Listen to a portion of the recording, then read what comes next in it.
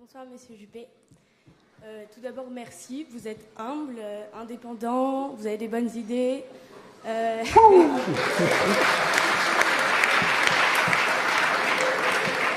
Donc, vous êtes J'ai bien fait de venir.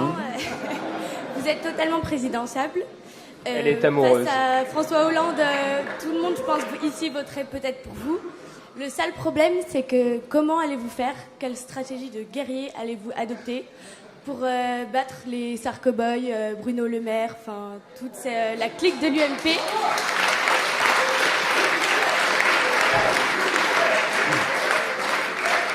La réponse est très simple, je fais appel à vous, voilà. C'est vous qui allez m'aider. Pour être peut-être un peu plus précis, la première solution, ça consistait d'aller tout de suite à l'élection présidentielle et de me présenter au premier tour. Après tout, personne ne l'interdit et je pense que j'aurai les soutiens parlementaires nécessaires pour le faire. Pourquoi est-ce que je n'ai pas pris cette démarche? Parce qu'avec un Front National à 25 ou 30%, je ne sais pas où il sera en 2017, et puis un Parti Socialiste qui existe, et un président Hollande qu'on a peut-être enterré un peu vite, s'il y a 5 candidats de la droite et du centre au premier tour de l'élection présidentielle, on risque de se retrouver en 3e position et d'être éliminé. Et donc, le point de passage pour moi obligé, ce sont des primaires qui permettent de désigner le champion qui sera le candidat unique de la droite et du centre à l'élection présidentielle. Et donc aujourd'hui, on travaille aux primaires. Il y a un groupe de travail qui a été constitué à l'UMP, c'est une décision du bureau politique, un accord avec Nicolas Sarkozy, qui est en train de rédiger un rapport qui va être remis à la fin du mois de mars, à bientôt, pour une délibération du bureau politique en avril. Et donc là, on fixera les conditions d'organisation de la primaire.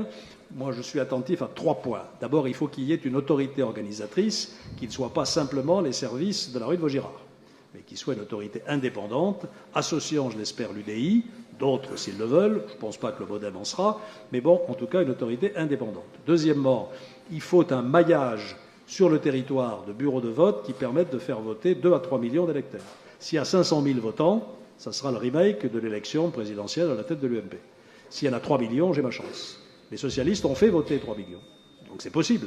Donc il faut se préparer et s'organiser pour mailler le territoire et ensuite mobiliser. C'est pour ça que je mets en ce moment en place des comités locaux qui ont à la fois un travail de réflexion et de proposition en mode égard et qui en même temps seront des instances de mobilisation le moment venu pour les primaires. La troisième condition, c'est que qui va voter?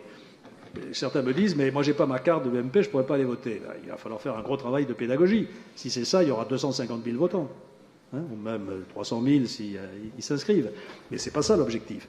Donc, tout le monde, toute personne inscrite sur les listes électorales peut aller voter, à condition, dans le bureau de vote, de signer une déclaration qui permettra de vérifier que ce n'est pas un militant mélenchoniste ou frontiste, et de payer en plus 2 €. Enfin, ça, c'est accessoire. Donc l'enjeu, c'est que cette déclaration soit largement ouverte, qu'elle n'exclut pas, notamment les centristes. Et la rédaction qui est prévue à l'heure actuelle me convient, puisque tel que le texte est rédigé, il est écrit « Je souscris aux valeurs républicaines de la droite et du centre et je me bats pour l'alternance », quelque chose comme ça. Donc si c'est ça, ça peut marcher. Voilà où j'en suis, voilà, je vais me faire campagne, tout simplement. Merci, je crois que ça me va. Merci.